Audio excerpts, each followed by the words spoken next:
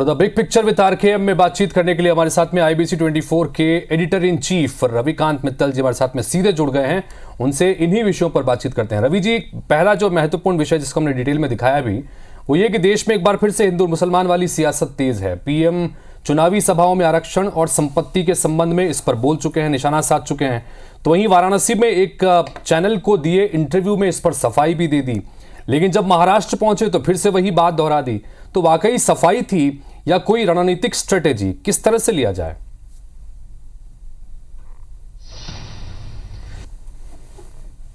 देखो हितेश, कितनी इंटरेस्टिंग बात है कि जो आरक्षण के मुसलमानों को आरक्षण देने की जो बात शुरू हुई, अब वो मुसलमानों के लिए बजट तक पहुंच गई है। और ये बहुत इंटरेस्टिंग है। देखिए, मेरा ये मानना है कि इस समय नरेंद्र मोदी जो हैं वो दुधारी तलवार पर चल रहे हैं। वो ऐसी पगडंडी पे चल रहे हैं जिसकी एक तरफ खाई है और एक तरफ कुआं है। अब मैं बताता हूँ कि किस तरीके से। क्योंकि जब शुरुआत हुई चुनाव में, बीच में जो एक दो राउंड में जब निरस्ता आई, तो मोदी जी ने सबसे पहले इस बात को छेड़ा कि कांग्रेस जो है वो जो आरक्षण है वो उन लोगों को दे देगी या जो आपकी संपत्ति है उन लोगों को बांट देगी जिनके ज़्यादा बच्चे होते हैं या फिर वो इस देश में घुसपैठिए हैं। हालांकि कांग्रेस के घोषणा पत्र में कुछ ऐसी बात थी, लेकिन इन शब्दों में नहीं थी, लेकिन कुछ ऐसा उसमें निकल रहा था। उसके बाद क्या हुआ कि नामांकन तक आते आते, नामांकन में जब मोदी जी ने मोदी जी से पूछा गया कि आप हिंदू मुसलमान करते हैं, तो उन्होंने ये सफाई दी कि देखिए भाई, मैं हिंदू मुसलमान नहीं करता। हमारी जो योजनाएं हैं वो हर वर्ग के लिए हैं, हर धर्म के लिए, उसमें कोई भेदभाव नहीं है, सबको उससे फायदा है। और मेरी ये कोशिश है कि जितनी भी मेरी योजना है वो 100% सब तक पहुंचे, तो मैं इसमें कोई भेदभाव नहीं करता। अब और अगर मैं ऐसा करूंगा तो मैं राजनीतिक जीवन से वो ले लूंगा, अब संन्यास भी ले लूंगा, मेरा कोई मतलब नहीं है राजनीतिक जीवन में रहने का। तो जब ये बात हुई तो उसके बाद ऐसा लगा कि उनकी इस बात के बाद जो उनका कट्टर हिंदू वोटर है उसको लगा कि अरे, मोदी जी तो मुसलमानों के यहाँ ईद में जाते हैं, ईद वाले दिन मोदी जी का खाना भी नहीं बनता, वो तो उनके आसपास ईद का खाना भी खाते हैं, वो तो इनके हितैषी बन के निकल रहे हैं। अगर आप सोशल मीडिया पे देखोगे हितेश, तो इस तरह की चर्चा उनके इस बयान के बाद आके निकल गई जी। और फिर उन्होंने क्या, 2 दिन हुए कि, और अब जब महाराष्ट्र पहुंचे, महाराष्ट्र आपको समझना पड़ेगा कि महाराष्ट्र बाला साहब ठाकरे का राज्य है, जो कि एक वहाँ का जो हिंदू है वो काफ़ी उग्र है। वहाँ जाकर उन्होंने आज एक नई बात बोल दी कि भाई, जब मैं मुख्यमंत्री था तो कांग्रेस ने एक ऐसा प्रस्ताव दिया था कि जो देश का बजट है उसका 15% केवल माइनॉरिटी यानी उनके जो वोट बैंक है मुसलमानों के लिए होना चाहिए, जो कि मेरे बीजेपी और मेरे विरोध की वजह से वो लागू नहीं हो सका।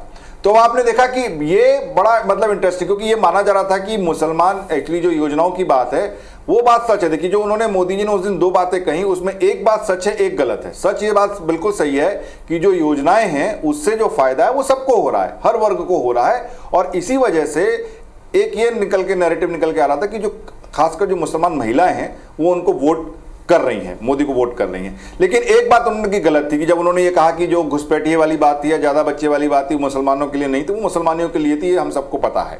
तो ये जो सच झूठ में मोदी जी फंसे, तो आज उन्होंने एक हिंदू जहां पर उग्र है उस राज्य में जाकर कह दिया कि भाई उनके लिए बजट बन रहा है। तो इसलिए ये मतलब जैसा मैंने आपको कहा कि बड़ी दुधारी तलवार पर चल रहे हैं। वो चाहते तो हैं कि हिंदू का वोट उनसे कहीं जाए नहीं, और वो ये भी चाहते हैं कि अगर मुसलमानों का एक पक्ष उनको वोट कर रहा है तो वो देता रहे। अब इसमें कई जो विपक्षी के पार्टी के लोग हैं वो भी उनकी मदद कर देते हैं, वो भी इस बात को, मुद्दे को ले आते हैं, चाहे वो मल्लिकार्जुन खड़गे हो या आपकी प्रियंका गांधी हो। तो हमने देखा कि इस तरीके से, लेकिन ये मुद्दा बार बार जो चुनावों का जो पूरा नैरेटिव है उसमें बनता जा रहा है और आता जा रहा है।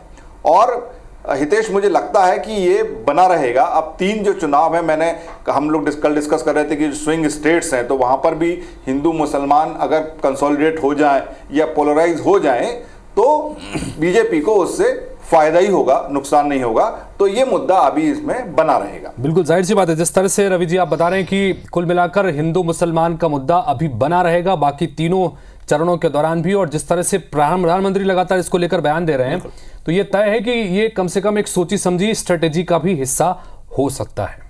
और एक और विषय जो सुर्खियों में है, अरविंद केजरीवाल को सुप्रीम कोर्ट से अंतरिम जमानत तो मिल गई है, लेकिन बाहर आते ही उनकी ही पार्टी की राज्यसभा सांसद स्वाति मालीवाल के गंभीर आरोपों के बाद अब कई सवाल खड़े हो गए। रवि जी, क्या आपकी रणनीति पर इसका असर पड़ने जा रहा है?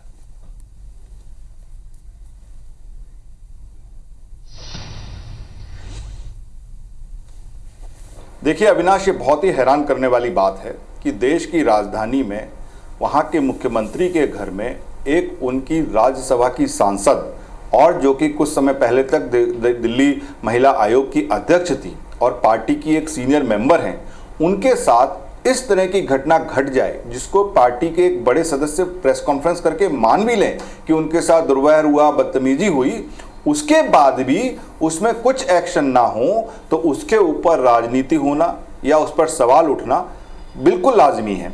और इसी तरह से मेरे भी कुछ उनसे सवाल हैं, हमारे भी IBC 24 के भी कुछ सवाल हैं कि आखिर में सच क्या है। अगर आपके हमारे ड्राइंग रूम में कुछ घट जाए और घर के मालिक को पता ना लगे, ये कैसे हो सकता है? तो आखिर पूरा सच है क्या? दूसरा, भाई ऐसा क्या विवाद था कि जो मुख्यमंत्री का सचिव इतनी जो सीनियर मेंबर है पार्टी की या जो राज्यसभा सांसद है उसके साथ भिड़ जाए, उसके साथ बदतमीजी कर दे, दुर्व्यवहार कर दे? ऐसा क्या विवाद था? और तीसरा कि अगर आपको यह पता है कि यह ऐसा विवाद हुआ है तो एक सचिव के ऊपर 3 दिन हो गए, कोई एक्शन नहीं ले सकते आप? क्यों एक्शन नहीं लिया गया? अगर आपने माना भी है, आप ही के नेता ने माना कि भाई प्रेस कॉन्फ्रेंस करके कि उनके साथ दुर्व्यवहार हुआ, तो फिर आपने उनके खिलाफ एक्शन अभी तक क्यों नहीं लिया? चौथा सवाल कि स्वाति मालीवाल जो पुलिस थाने तक गई उस दिन, फिर वो उस दिन के बाद से पब्लिक की आई से गायब क्यों हैं? वो क्यों पब्लिक में नहीं है? वो कोई क्यों बयान नहीं दे रही हैं? वो अपनी स्थिति क्यों साफ नहीं कर रही हैं? ऐसा उन पर क्या दबाव है?